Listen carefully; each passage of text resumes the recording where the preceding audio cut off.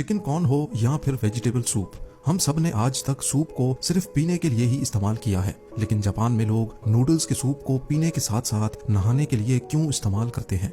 और जहां पूरी दुनिया में ग्रीन ट्रैफिक लाइट्स होती हैं, वहीं जापान में ब्लू लाइट क्यों लगाई जाती है?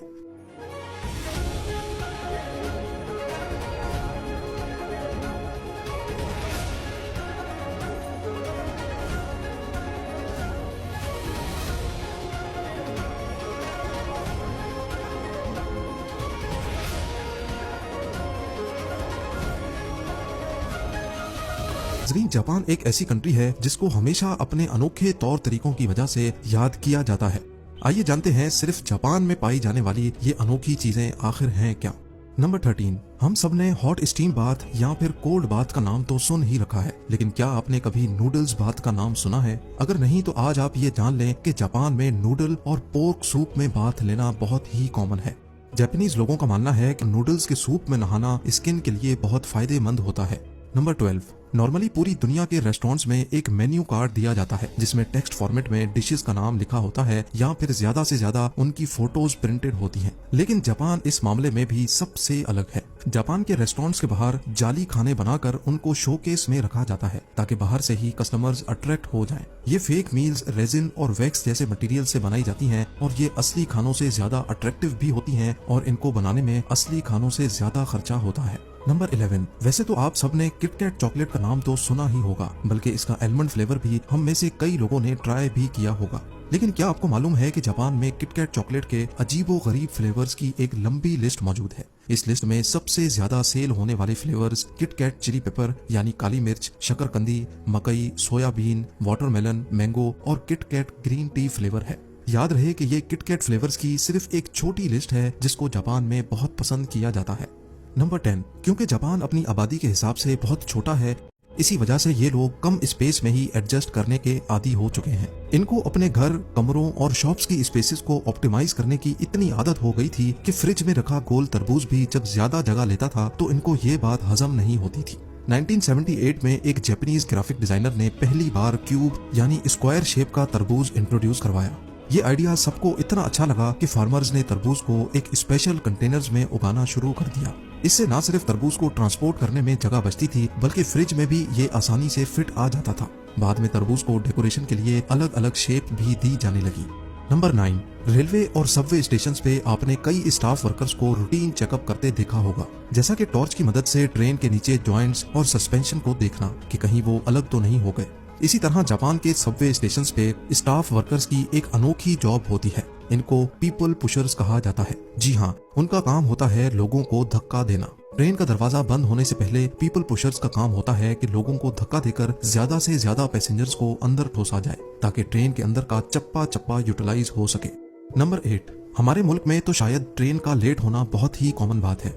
इंडिया में ट्रेन्स एवरेज 53 मिनट्स लेट होती हैं, जबकि पाकिस्तान में ट्रेन्स औसत 2 घंटे तक डिले होती हैं। लेकिन ये चीज हमें कई एडवांस कंट्रीज जैसा कि जर्मनी, फ्रांस और यूएस में भी देखने को मिलती है। अमेरिका में long distance trains 49 minutes delay होती हैं, जबकि जर्मनी में ट्रेन्स औसत सिर्फ 6 मिनट डिले होती हैं।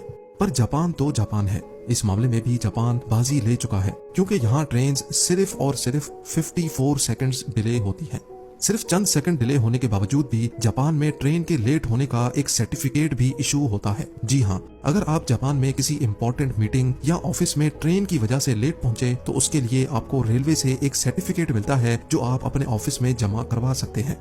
नंबर 7, जापान में पानी को बचाने के लिए भी एक अनोखा तरीका अपनाया जाता है। यहाँ टॉयलेट्स में सिंक का पानी सीधा गटर में नहीं बल्कि ये टॉयलेट के टैंक में चला जाता है और इस तरह एक ही पानी यहाँ 2 बार इस्तेमाल किया जाता है। नंबर 6, अब यहाँ आती है सबसे ज्यादा इंटरेस्टिंग चीज जो सिर्फ जापान में ही नोटिस की जाती है। तकरीबन हर कंट्री में ही खाना खाते वक्त या चाय पीते वक्त आवाज निकालना बुरा समझा जाता है, लेकिन जापान में इसका बिल्कुल उलट होता है। नूडल्स या सूप पीते वक्त अगर कोई इस किस्म की आवाज ना निकाले तो शेफ को लगता है कि शायद इसको खाना अच्छा नहीं लगा। ये आवाज जिसको स्लर्पिंग कहा जाता है, ये जापान में अक्सर लोग शेफ को शाबाशी देने के लिए भी निकालते हैं। नंबर 5, जापान के कल्चर में पूरी कोशिश की जाती है कि नंबर 4 को अवॉइड किया जाए, क्योंकि उनका मानना है कि नंबर 4 बहुत अनलकी होता है। इसी वजह से हर वो चीज जिसमें नंबर 4 आता है उसको जापान में अवॉइड किया जाता है। किसी भी इवेंट में 4 गेस्ट नहीं हो सकते, रेस्टोरेंट्स की टेबल 4 नहीं बल्कि 3 या 6 की अरेंजमेंट्स में होती हैं और हत्ता के जापान में एलिवेटर्स के अंदर 4th फ्लोर का बटन ही नहीं लगा होता। नंबर 4, पूरी दुनिया में मेयोनीज को सैंडविच, बर्गर या फ्राइज के साथ इस्तेमाल किया जाता है, लेकिन जापान वो वाहिद मुल्क है जहां मेयोनीज को आइसक्रीम की टॉपिंग या फिर पैनकेक्स की टॉपिंग के लिए इस्तेमाल किया जाता है। नंबर 3, ऑफिस में वर्किंग टेबल पे सोना काफी अजीब समझा जाता है। अक्सर ऐसा करने वालों का या तो मजाक उड़ाया जाता है या फिर उनको बॉस के ताने झेलने पड़ते हैं। लेकिन यहाँ भी जापान सबसे अलग है, क्योंकि जापान में ऐसा करना मेहनती होने की निशानी समझी जाती है। नंबर 2, दुनिया के किसी भी कोने में ट्रैफिक लाइट के सिर्फ 3 कलर्स होते हैं, रेड, येलो और ग्रीन। लेकिन जापान वो वाहिद मुल्क है जहां ग्रीन की जगह ब्लू लाइट लगी देखी जाती है। इसके पीछे जो राज है वो जापानीज लैंग्वेज में छुपा है। जापानीज लैंग्वेज में ब्लू और ग्रीन दोनों कलर्स के लिए ब्लू वर्ड इस्तेमाल होता है। पहले जापान में भी ट्रैफिक लाइट्स पे ग्रीन कलर यूज होता था, लेकिन वो उसको ब्लू कहते थे। लेकिन फिर 1973 में इंटरनेशनल स्टैंडर्ड पर पूरा उतारने के लिए और इस कंफ्यूजन को कम करने के लिए उन्होंने ब्लू और ग्रीन के बीच का एक कलर ट्रैफिक लाइट्स पे लगाने का फैसला किया।